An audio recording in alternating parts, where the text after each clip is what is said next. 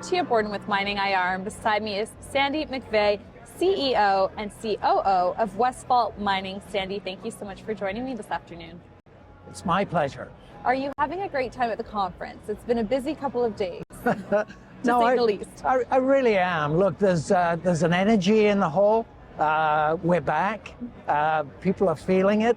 And yeah, it's great to see a lot of old faces again. I'm very excited to talk to you because you have a very unique situation compared to some of the other people I've spoken to today. But first, I want you to give us a little background on the company. So we are a junior gold miner based in Vancouver with a property in Nevada. So that's the first thing that I hope I can get across to viewers, listeners, is it's Nevada, the best mining jurisdiction. Moving on from Nevada, the best mining jurisdiction, in your opinion? In my opinion, and Fraser Institutes and a few other people. So we might be a little bit biased here, I get that, but yes. But what makes it so desirable as a mining jurisdiction? Look, it's stable. We've got a settled country where laws are followed. No one's going to take your property away from you. Governments are not going to stiff you with punitive royalties. People are not going to, well, I say this, probably not going to start blockading your mine because of social concerns. So Nevada's just a very, very good place because of all those things. Okay, let's dive into the nitty-gritty of what you're doing. So you have a mine, but you are doing nothing with it. Is that correct? You are not drilling, you are not touching that mine. It is just sitting there? Strange as it sounds, that's true. Not only are we not doing those things, we don't want to do those things, and that does rather set us apart. So in 2014, I said to my boss, let's stop being an exploration company. I'm a mining guy, mining engineer. I think if we get a property, we can develop it, and we can be a property developer. And he said, okay. So he got the money, we found the property. Rick Rule was instrumental in giving us the last shove across the line with the money raised for that.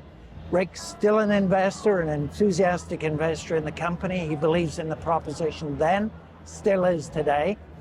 And we moved that property from a 1 million ounce resource in South Nevada, which had a kind of a goofy PEA on it. It is now well beyond study stage. So in the intervening years, it's ready for construction, fully permitted federally, all the state permits we need to get going. We have water, we have electricity, we have social license. The community loves us, wants to build mine. Table's laid. So why don't you want to build? I'm shocked. It sounds so great. It sounds like you're all set up. Sure, and we were fully intending to. And then something strange happened.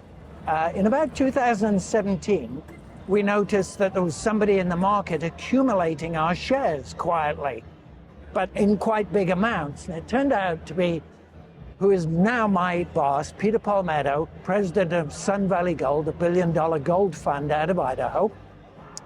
And he acquired slowly over a period of maybe about 18 months, 46% of the company in the marketplace. So he, together with a couple of other funds, we're institutionally held 72%. But more importantly, Peter Palmetto now is pretty much calling the shots.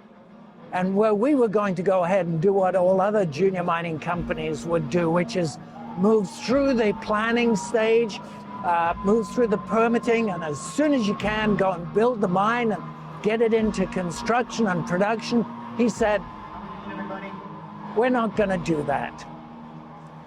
And what was his reasoning for not wanting to? Was it a number of factors, or did he have one thing he was stuck on? He has a thesis that you can make more money in junior gold mining by not taking on the risk and the dilution of building. The gold's in the ground. It's well drilled. We know exactly what's there. It's got great metallurgy, low strip ratio, all the things. Why would you want to take the risk of going ahead and trying to build a mine? For a one project company, that is often an existential disaster. You destroy the company, everybody goes to zero. Second is, at our share price, which is undervalued, he's saying that's going to be highly diluted to all shareholders. It's me as a shareholder. I got a lot of shares in the company that I bought personally. I like that. So he's looking after himself and all other shareholders by avoiding risk. And could I jump in with, I know what your next question is. You probably do. You ask it. Well, I'm more curious as to, it's just such a different approach than every other company. So how do you make money? You know, how does everyone make money? I guess is my question. Is that what you were thinking? That is the question. And I've heard that 80%, somebody said 80% of all the other mining companies in this hall, in the business, hate our approach. They just don't get it.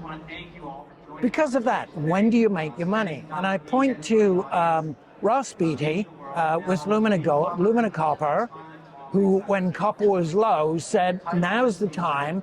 I know that now's the time to buy, just like Peter Palmetto did. And he got the nickname from that time of the broken slot machine.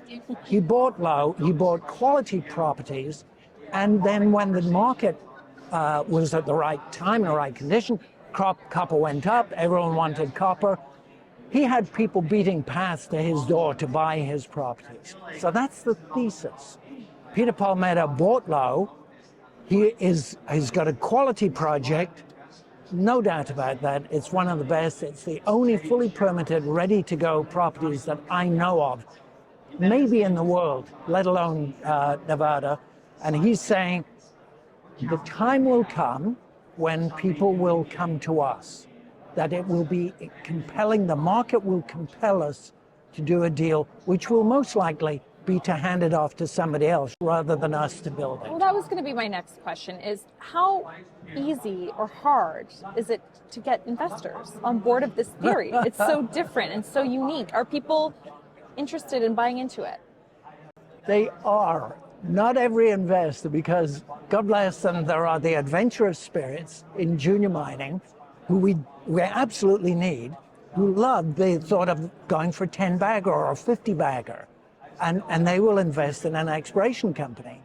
But the odds are long against you bringing that in. Some people say 1 in 400, some people say 1 in 1,000 that an early stage exploration play would ever turn into a mine. So we need that. That's a part of the mining process. But we're not in that part. So we appealed to a different sort of investment. When they gave me this job as CEO last year, which I still try to get my head around as a simple mining engineer, the first thing that we did was, who are our investors? And so we polled as many as we could find, found that we had been doing a bad job in saying what it was that we wanted to do, because we were saying we've got optionality. We could drill, we could build, we could sell, we could do all these things. And of course, human beings as they are, they heard what they wanted to hear. The people who like drilling heard us say drill. Right. And so it went. So we had a lot of unhappy investors. We then encouraged people to see very clearly what it is that we're wanting to do. Many people sold, and many came in because they liked the thesis. This is gold, but it's safe. It's an investment rather than a speculation. So in answer to your question, we have a very narrow demographic in the gold space, in the investor space, but the people who like us seem to like us a lot. They're really on board. Yeah, I think so. Sandy, yeah. what is 2023 going to look like for you? What are you excited about? Or what's going to change from the previous year? Here's the range. It could be exactly the same as the last 2 years, not a lot. Struggling for news flow, sticking to the strategy, the thesis, do nothing, the gold's in the ground. So you're going to sit and drink wine all day. I want to come work with you. I don't drink wine. Okay. I have enough at breakfast and I never drink any after that. Fair. No, just kidding. So it could be like that at the low end, which is perfect. We changed the name of the company from West Kirkland Mining to West Vault. That was Peter Palmetto's idea. He said, I need to be clear, this is a gold vault. You got the gold, it's in the ground, relax. At the high level, the high road, well, you know, Gold is already knocking on the door of 2,000, and we're just hardly out of January.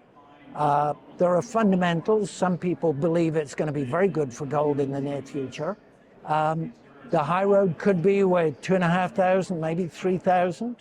As hard as it is to get your head around that, if you have the rear view mirror and say we're at $2,000 gold, and look back, it wasn't so very long ago that we were at 1,000. So we doubled in just a few years. So using that sort of thinking, it's not hard really to imagine 2.5, 3, or even plus gold. We know that's going to happen. We just don't know when. Hopefully 2023. Very exciting. Sandy, before I let you go, is there anything else you would like to share with our investors, or what separates you from other companies that, you know, would create interest for our investors to come and you know, invest in your company that's so completely different? We would like a personal relationship with investors, and what I would like to leave any listener who's interested, this thought: you got my number, you got my email address, call me. We want long-term people who will make a rational decision, if you like, a thoughtful decision.